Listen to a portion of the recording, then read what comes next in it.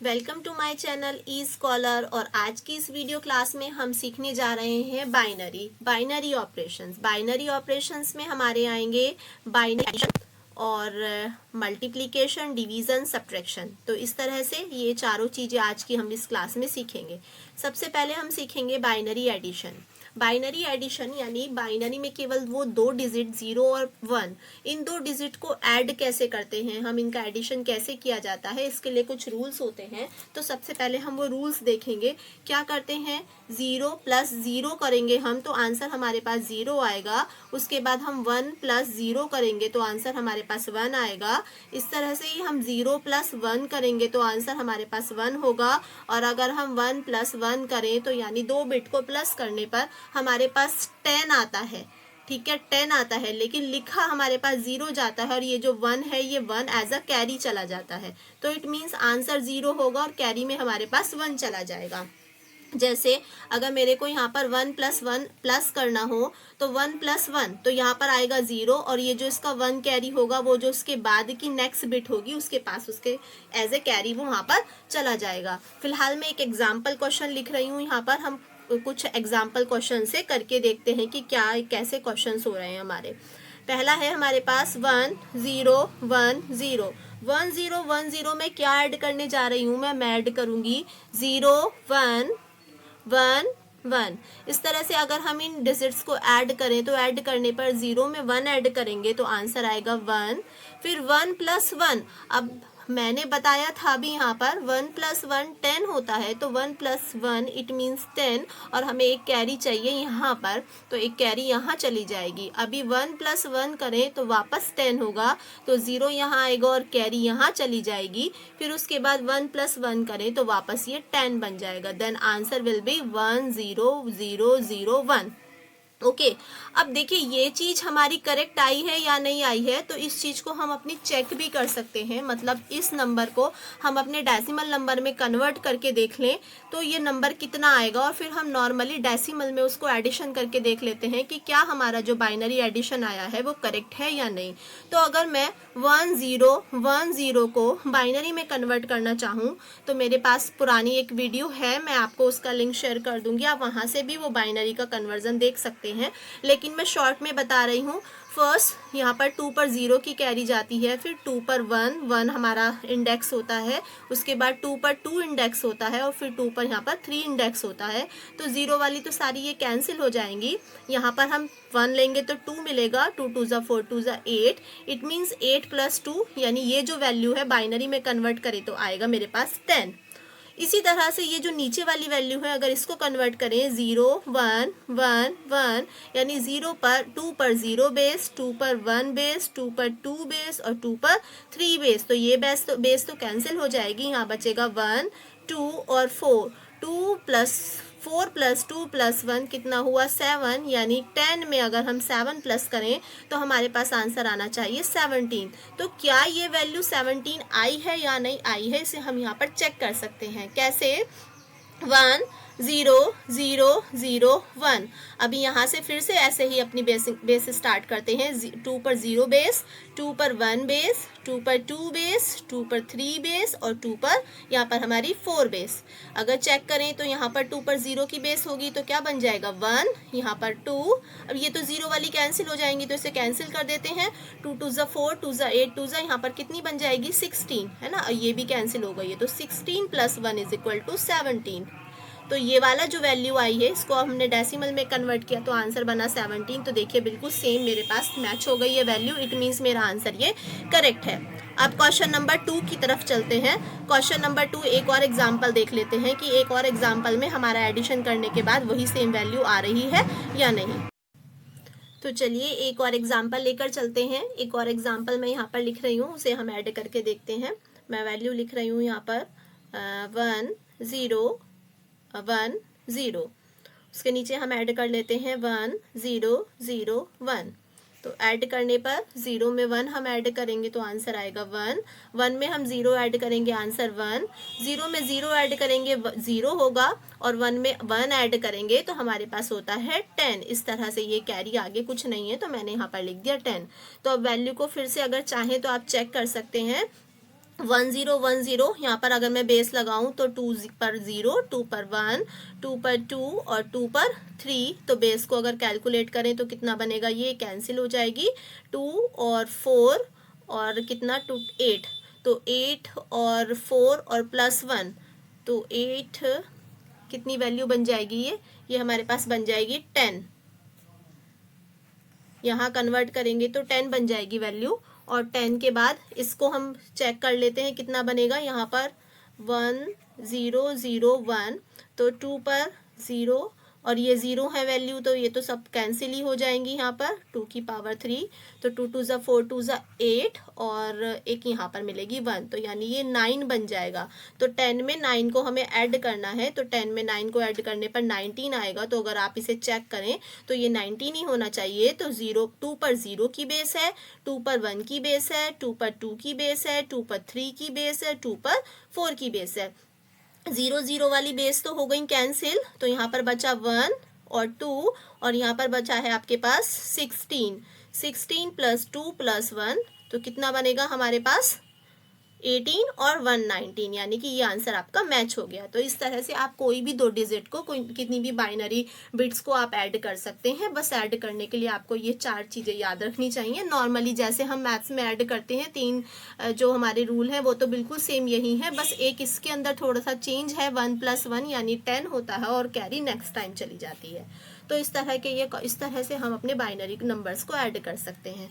अभी आगे हम पढ़ेंगे बाइनरी सब्ट्रैक्शन।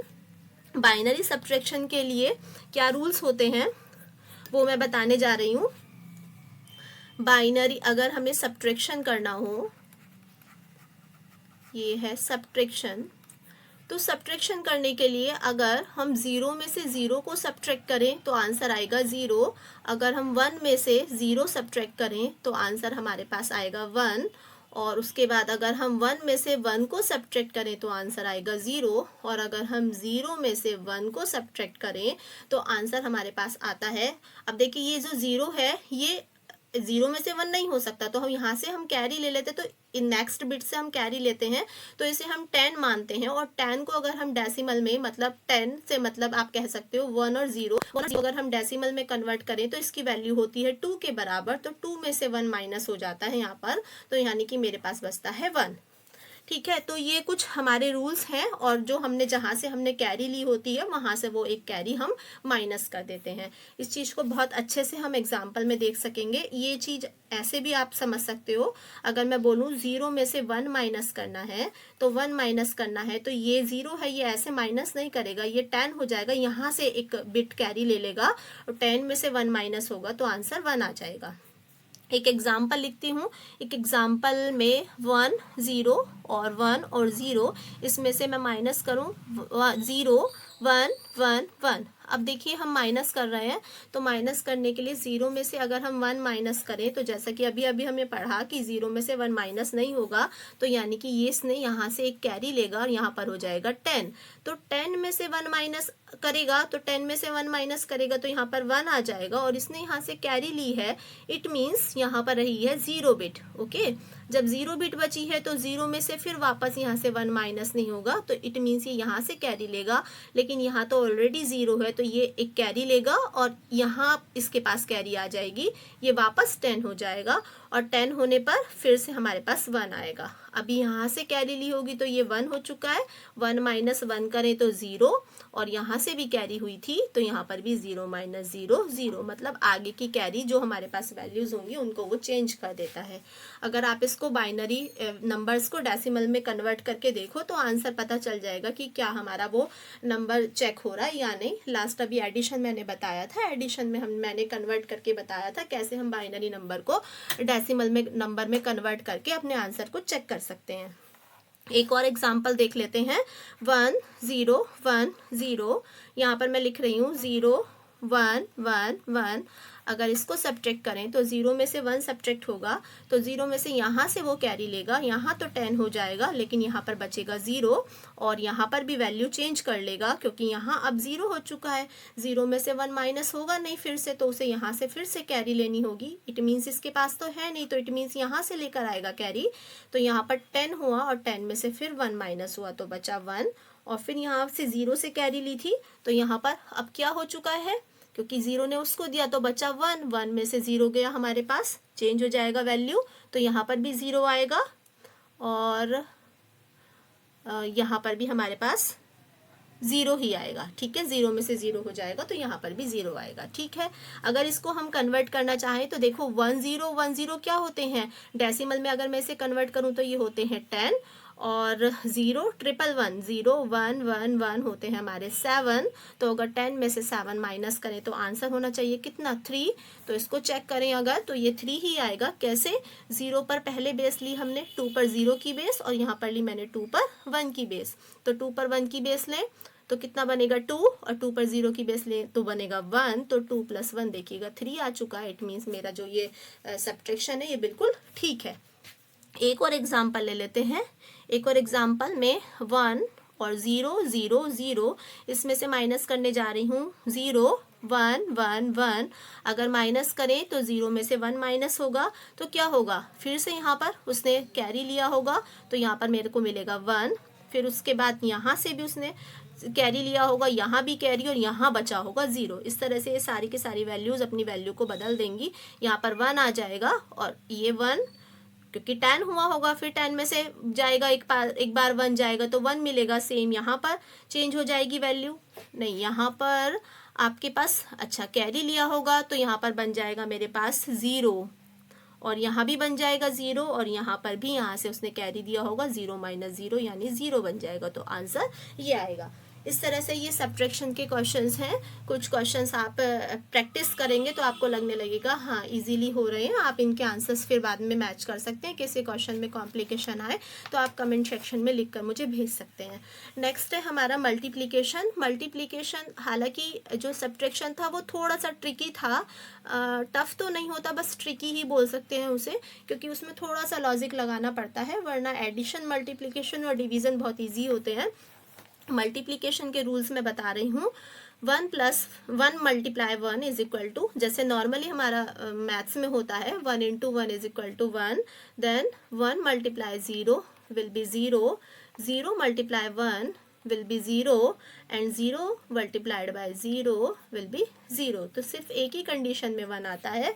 एक क्वेश्चन सॉल्व करके देखते हैं। 101 multiplied by 11, तो 1 multiplied by 1 answer will be 1, 1 multiplied by 0 0, 1 multiplied by 1 1।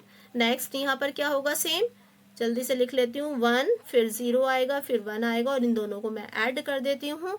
Add करने पर यहाँ 1 मिलेगा, यहाँ 1 मिलेगा, यहाँ 1 मिलेगा, और यहाँ भी 1 मिलेगा। तो ये मेरे पास आंसर आ जाएगा ये।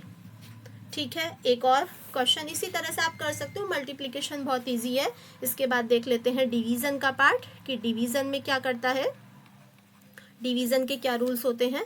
तो डिवीज़न जैसे आप सिंपली आप जब डिवीज़न करना स्टार्ट करेंगे तो जो वैल्यूज़ जैसे जैसे माइनस होती चली जाएंगी, तो माइनस का ऑलरेडी प्रोसेस पता है।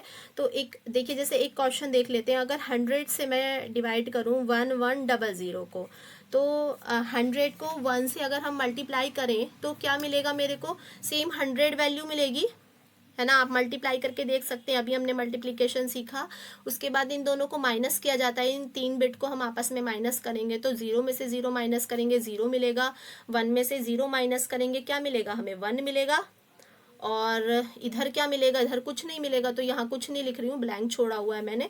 ऊपर से क्या उतार लें, 100, फिर उसके बाद 1 सा ट्राई करें तो यानी 100, तो 100 यानी 100 क्रॉस हो जाएगा। तो इससे पता चल रहा है 100 की अगर 11 से मल्टीप्लाई करें, 100 की 11 से मल्टीप्लाई करें तो 1100 आना चाहिए। तो ये है हमारा बाइनरी डिवीज़न करने का तरीका, जो कि बहुत ही आसान है। मल्टीप्लिकेशन और डिवीज़न बहुत आसान होते हैं। थोड़ा सा जो ट्रिकी क्वेश्चंस होते हैं वो केवल सब्ट्रैक्शंस के होते हैं।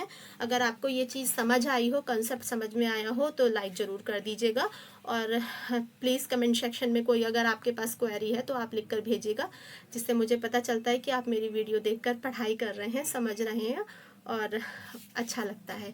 Thank you. अगली वीडियो में हम कुछ और नए टॉपिक के साथ देखते हैं।